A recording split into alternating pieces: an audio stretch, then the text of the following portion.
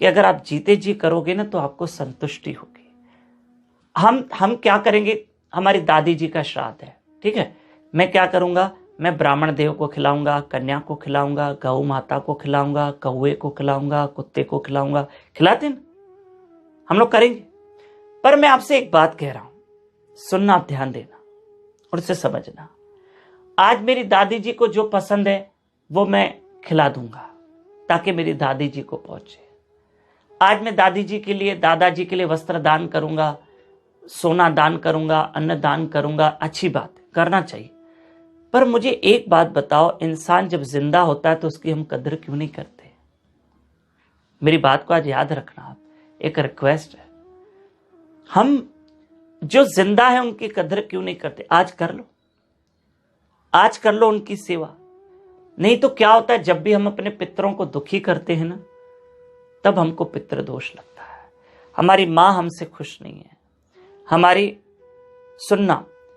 मां हमसे खुश नहीं है, हमारे पिता हमसे खुश नहीं है, तो पितृ दोष लगना ही है। ना ही हमने, जब हमारे पूर्वज जिनकी मृत्यु हुई उनका अच्छे से क्रियाक्रम नहीं किया, और ना ही उनको हमने बराबर 12-13 दिन तक हमने कोई नियम नहीं पालन किया, तो पितृदोष चढ़ता है। पितरों को दुखी करना ही तो पितृदोष, उसी को पितृदोष कहते। मैंने एक पोती को देखा, मेरे नजरों की बात है, मैं झूठ नहीं बोलूंगा, मैंने एक पोती को देखा जो अपनी दादी को बहुत सताती थी, बहुत सताती, उठते बैठते दादी को, पता नहीं उसकी क्या उसके साथ क्रॉसिंग थी, जवान लड़की हो गई तो भी अपनी दादी को हद से ज्यादा सताती, हद से ज्यादा सताती, हद से ज्यादा, पता नहीं कि हम उसको, क्योंकि हम उसको जानते थे, जवान लड़की थी, जवान बहन थी हमारी, तो हम उसको जानते थे। हम कोई, बहुत सारे लोग उसको समझाते थे, कभी हमने भी समझा, अरे मत करो, अरे गलत है, वो रो रही है तुम्हारी दादी, अरे क्यों सता रहे हो किसी को इतना। लेकिन उसका स्वभाव, क्रोधी स्वभाव, दादी को उल्टा बोलेगी, अजीब बोलेगी, गलत बोलेगी। आखिर दादी ने भी कुछ बददुआएं दी थी। इंसान कितना रहेगा। मैं आज भी उस लड़की को जानता हूं, आज भी वो भोगती है, आज भी उसको शरीर में कोई ना कोई पीड़ा है। मत सताओ किसी को, प्लीज मत सताओ, मत सताओ। बापूजी कहते, हो सकते दुनिया में प्यार बांटो लेकिन किसी को सताओ नहीं। आप कहो कि दुनिया हमको सताती है, हम उसका क्या करें? दुनिया हमको सताती है, कोई हमको सताता है, उसको रिक्वेस्ट करो, उसको समझाओ।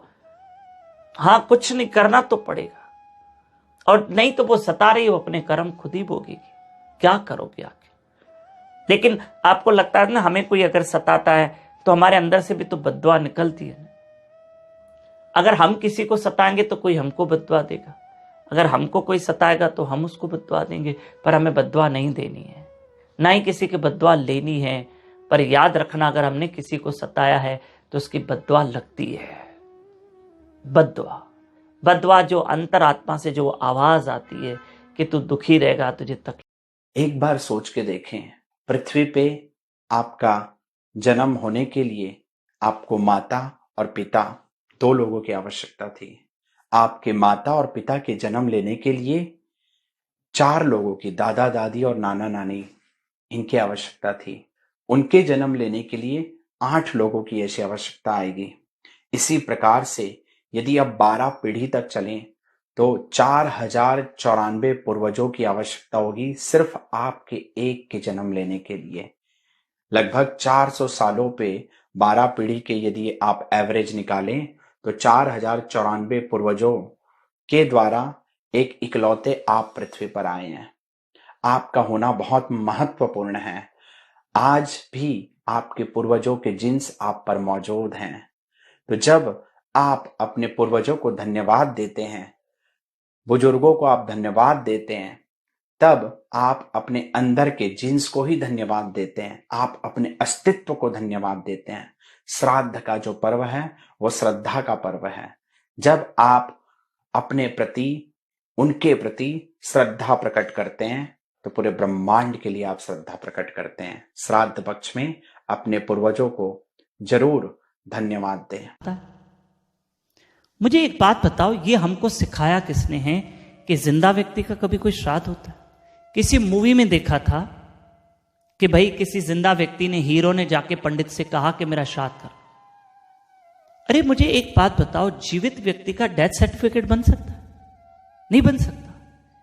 जब जीवित व्यक्ति का डेथ सर्टिफिकेट नहीं बन सकता तो जिंदे इंसान का श्राद्ध क्यों होगा?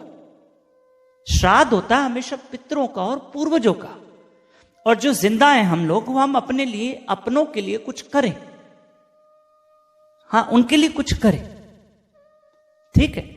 और एक चीज और बताऊं, क्लियर कर दूं कि आप एक बात सुन लो कि मैं यही रिक्वेस्ट करूंगा, आप बिल्कुल पूर्वजों का श्राद्ध कीजिए, लेकिन जो अभी हमारे सामने हैं, हमारे बड़े, उनकी सेवा कर लो, अच्छे से कर लो, बहुत अच्छे से उनको खुश करो, ताकि पितृदोष का कोई टेंशन ही नहीं।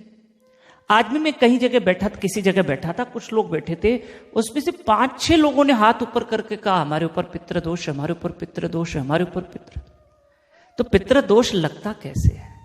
या तो हम कभी अपने बड़ों को नाराज करते, दुखी करते, उनकी सेवा प्रॉपर नहीं करते, या कभी दादा दादी की डेथ हो गई तो उनकी अंत्येष्टि, उनका जो नियम है वो हम पूरा नहीं करते।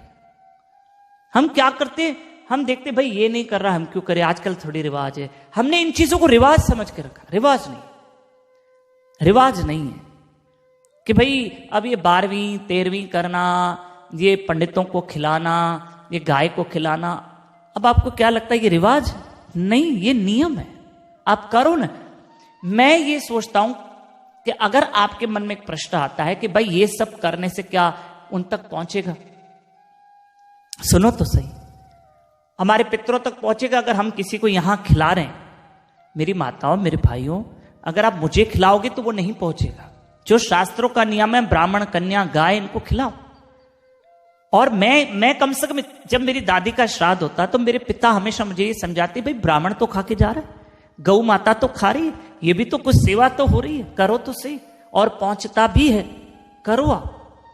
हरे कृष्ण कृष्ण कृष्ण हरे हरे, हरे राम राम राम हरे हरे। और एक बेस्ट, अगर आपको पितृपक्ष में कोई बेस्ट काम करना है तो भजन, हरे कृष्ण कृष्ण कृष्ण हरे हरे, हरे राम राम राम हरे हरे। अभी भी पितृपक्ष में दिन पड़े हैं, आप गाय को भी खिलाइए, भगवत गीता पढ़िए, भागवत पुराण पढ़िए, एकादशी का व्रत कीजिए, सब कीजिए, ये तो करो, भजन तो इतना करो, पितरों की मुक्ति हो जाए, भला हो जाए। मैं सही कह रहा हूं, आशा करता हूं आप भजन ज्यादा करो।